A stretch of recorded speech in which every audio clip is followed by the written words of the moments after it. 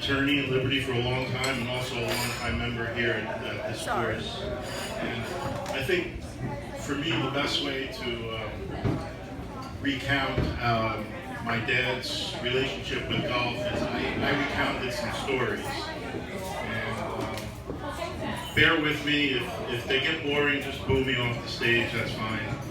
But I wrote it out and I'm just going to read it. My dad loved to write. He had 3 law books published, not to mention his wonderful poem about the Masters, which is actually up here on the table if you get a chance to read it later, which was framed and showcased at several local establishments over the years. I'm sure if he was still living today, he would have put together something about his career in golf. I'm not sure if it would have been a drama, a comedy, or a little bit of both. Perhaps he would have included the following chapters. This would have been the first chapter, A Star in Sindelar. In 1983, the New York State Open was still being staged at Grossinger's.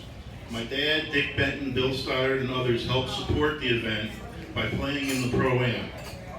Usually they got paired with one of the top players and were happy about it. In 1983, my dad was a little upset prior to the Pro-Am when he found out he was playing with someone named Joey Sindelar. He had never heard of him. As he could, he was cursing and getting all worked up about playing with this no-name. How could they do this to us? We've been behind this tournament since the beginning, he protested. Well, he comes home from the Pro-Am after playing with Sindelar and simply says to me, the tournament is over. I thought he meant the Pro-Am, so I asked how they did. Oh, we won, but I'm not talking about that, he said. The State Open is over. I played with the winner today. The guy hits the ball better than anyone I've ever seen. In fact, he was so sure that Sindelar was going to win, he offered me $20 and I could have everyone else in the field. Of course, I took the bet, not just because that's what me and my dad did, but because I liked my odds. Sindelar romped to victory, his first ever professional win, and my dad got me for 20. He became the ultimate Joey Sindelar fan and followed his successful PGA Tour career religiously. Several years later, he actually met Sindelar at the Masters and asked if he remembered him. Without hesitation, Sindelar did. He said, Grossinger's, 1983. I'll never forget that tournament. It was my first win. My dad was already in heaven being at Augusta, but this just upgraded him to a higher floor.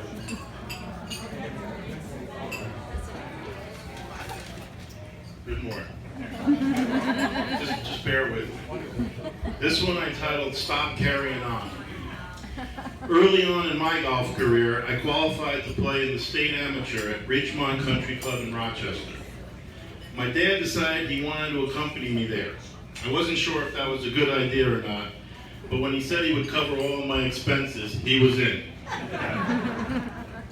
I didn't play well for the first 9 holes of the practice round.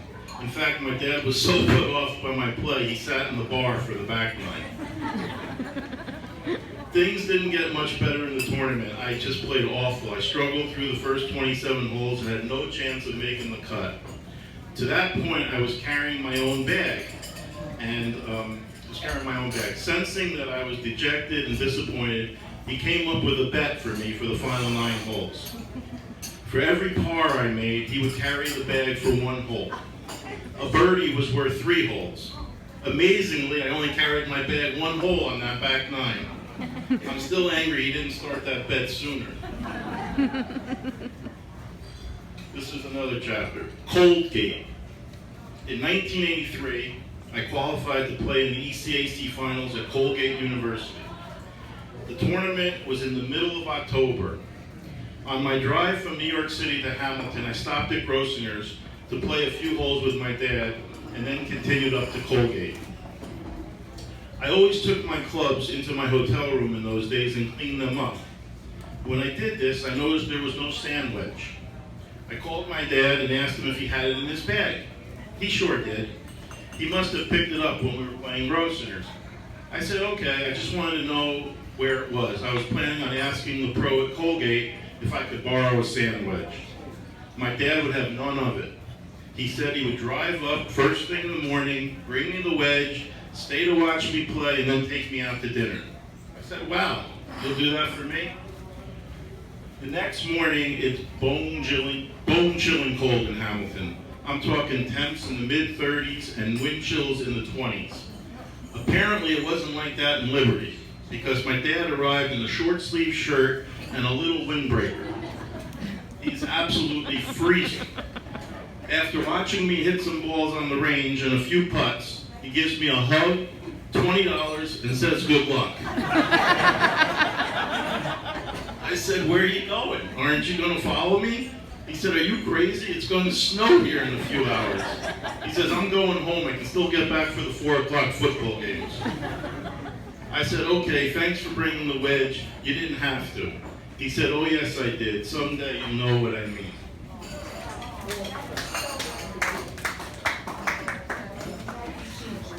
And finally, this is the last chapter. I call this the summer of '69. Of all the memories I've had with my dad and that he had in golf, I'm quite sure none match would happened on this course on August 15th, 1975. That's when he went out for a late afternoon round with Frank Carlson, a fellow thundering herder, and shot a 3 under par 69. It was the first time he had ever broken 70 and his lowest score ever. He was delirious and proud. Within a week, this was hanging in our house, a laminated version of the scorecard. But of course, that was not the end of it. There had to be some kind of gambling related to this round going forward. So several years later, he started taking me up here to Sullivan County Golf and Country Club every August 15th. The bet was simple. If I shot 69 or better, I would receive $100. For every stroke lower than 69, I would receive an additional $50. I said, great, what about you? He didn't think 69 was possible for him anymore, so we came up with a par 72 as his standard, and I would have to pay him $50 if he shot that. I said, okay. It took me a couple of tries, but I was able to shoot 67 on August 15th and cash in for a cool 200. Amazingly, that same day, he gave 72 a real scare, shooting 73. But being the sport I was, I treated him to dinner. To close, my love for golf and everything I have accomplished playing, and even as a career, I owe to him. He introduced me to the game at a young age, never pushed it on me, and let me develop at my own pace. And thankfully, he let professional instructors teach me how to swing, not him. The one thing he did teach me was how to gamble. I couldn't have been more than 11 years old when I was playing my first $5 Nassau. He was so proud when I played well. He made laminated plaques of some of my scorecards and always contacted newspapers whenever I did something he felt was newsworthy. He was my biggest fan and supporter, and I really miss him.